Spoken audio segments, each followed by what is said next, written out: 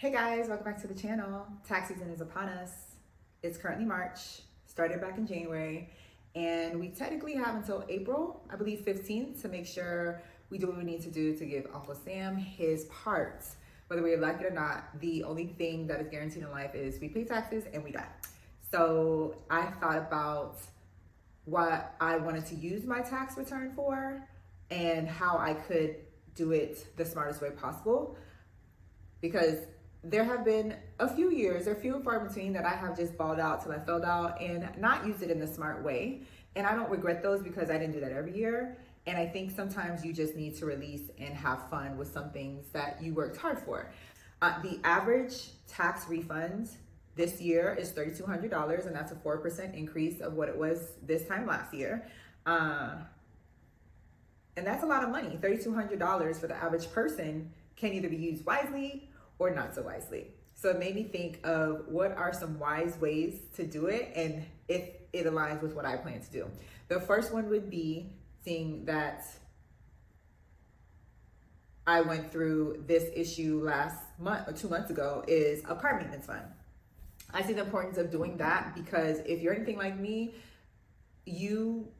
some people do not like to spend their money on their car. And that was me. Once I paid my car off, I felt like that's it. I don't need to put anything a month towards a car. I know differently now because the car is getting older and things happen. So it'd be prudent to put it in the car maintenance fund, and an extra $3,000 will help with most things. It'll help with your oil changes. It will help with getting some new brakes if you need it. If your AC is broken, if your car window gets busted into, which happened to me with the same car that I have a few years ago. You just never know what's gonna happen with your car. So I think it's prudent to put it in a car maintenance fund. Number two thing would be a home maintenance fund. I read once that it's recommended that you have 1% of whatever your home is worth when you bought it, or even maybe what it's valued at now, to have in a maintenance fund for emergencies or just plain maintenance. Like with my home, I like to get my AC maintained. I probably want to have something for like a plumber for light plumbing if something happens.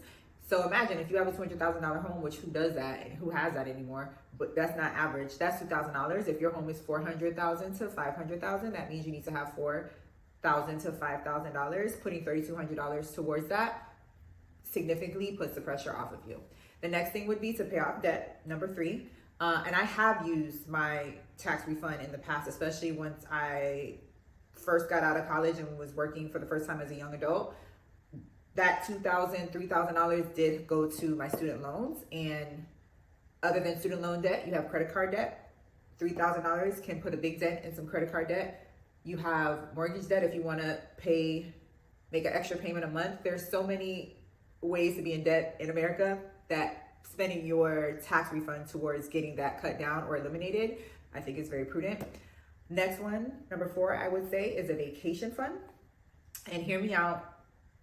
Some people say that's not wise, but I think it's wise if you value vacation and it's part of rejuvenating yourself once a year or twice a year.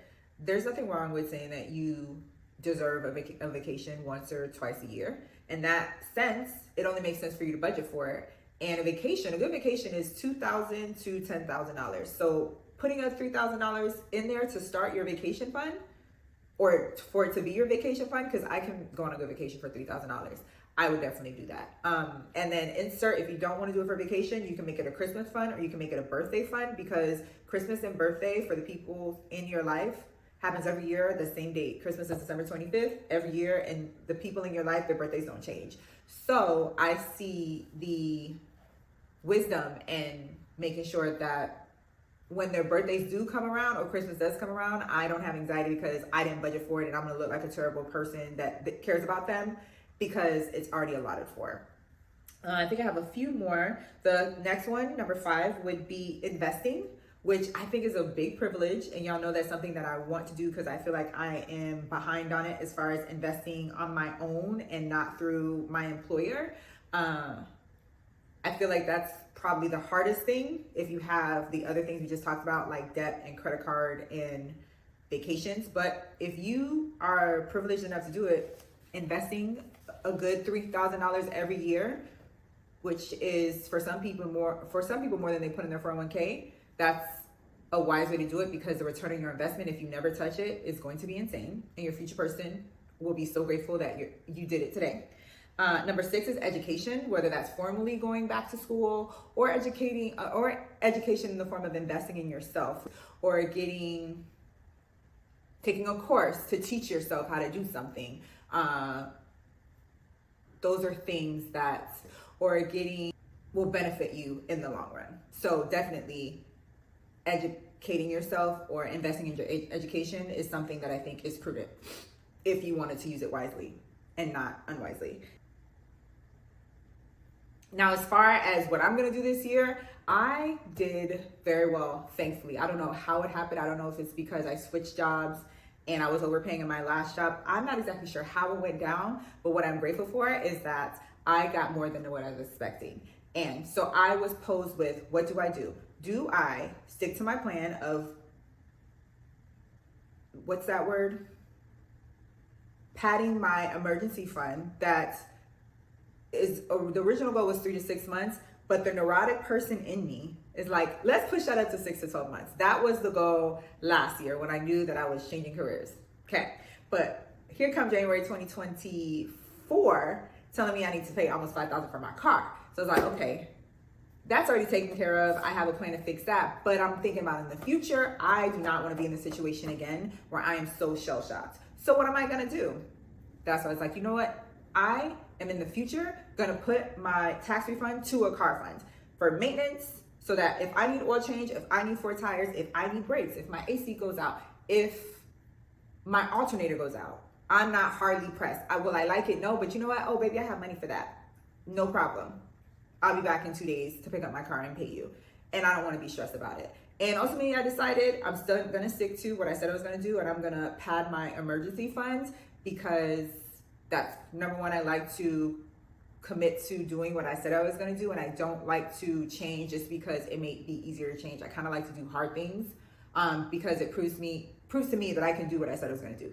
So I'm going to do that, but I already have a plan, and hopefully I can stick to it, that in the future, the next 3 to 4, maybe 5 tax refunds are going to go to a car maintenance fund. And it'd be nice if I never had to use it, because at that point, then it might be to a down payment fund for another car, or self-insurance for another car, so I don't have to keep paying these doggone high insurance payments that I've been paying, as you saw, I believe, in my last video. So that's where I'm at for right now. The cool part is that I have more money. So I'm happy to say that now I will definitely be able to start a brokerage fund in 2024. I made a video about it in December last year where I felt like I was really behind, and I decided I am going to push, come to shove, put some money that is significant for me. It's going to be a little bit to most people, but it's significant for me based on what I'm making, because I need to get the ball moving, and I will be able to. Mind you, 2 to 3 weeks ago, I was nervous because I'm like, the money, where I'm going to be able to find this money, it wasn't showing up. And that was causing me a little bit of concern, because it was already February and I said I was going to start this in 2024. I will say, thanks to this refund, I have over 50% of what I need. So now, instead of worried about where 100% of this is going to come from, I only have to worry about like 40% of where it's going to come from. And that's way more doable than looking for 100%. So that's where I am. I think I'm doing it in a more wise and thoughtful way. Let me know if you think I should be doing it in a different way, or if you have any other ideas other than the ones that I mentioned about how you can spend your tax refund wisely. I would love to know how you are using it and trying to do better with your tax refund this year than maybe you've done last year in the past. And I will see y'all next time.